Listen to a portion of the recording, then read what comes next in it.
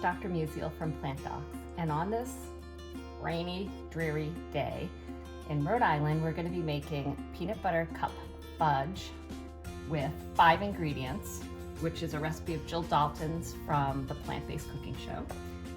Medjool dates, 100% cocoa powder, peanut butter with no oil or sugar, vanilla extract, and almond flour.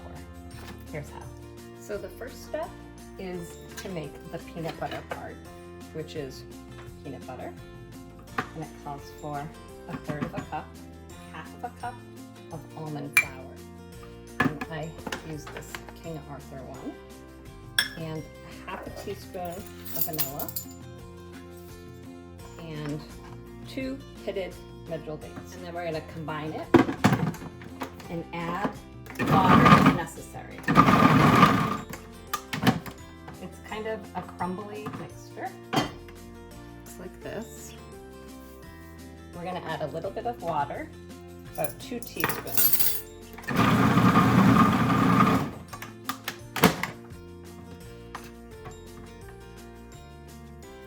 So I think that's going to be fine. I'm going to take half the mixture and put it in the bottom of a loaf pan. Cut it in half.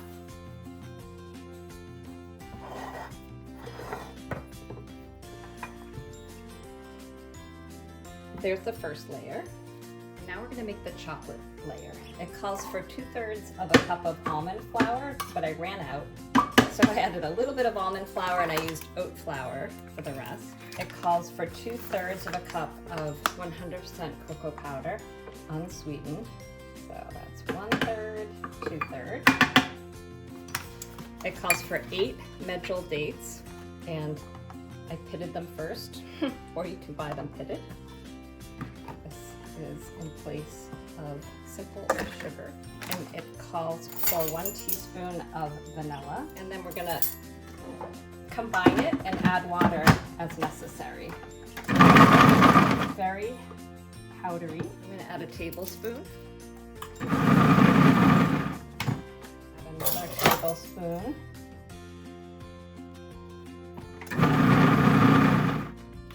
So this is what it looks like after 2 tablespoons of water. Some chunks are forming, but it looks like coffee grounds. But it smells delicious. I'm gonna add another tablespoon and blend some more. What's happening? See, that is looking moister. And I think maybe 1 more tablespoon. That's 4 total.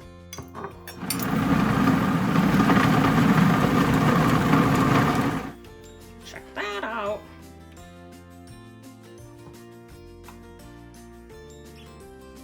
So it's this fudgy, yummy, wow, really yummy chocolate layer. I'm going to press it down so you see it on the side, because the point is afterwards when you cut them, you'll see these 3 layers: peanut butter, chocolate, peanut butter. Like an inverse peanut butter Reese's cup, where that's chocolate, peanut butter, chocolate. This is peanut butter, chocolate, peanut butter. That look good? See the layers? Okay, they're not perfect. It's my first time. Now we're gonna take this other half of the peanut butter and I'm gonna spread it throughout. Next time, I would add a little bit more water to the peanut butter layer so it's more spreadable. Ta-da! So they're still going to be amazing when I chill them for at least an hour or 2 and cut them into squares.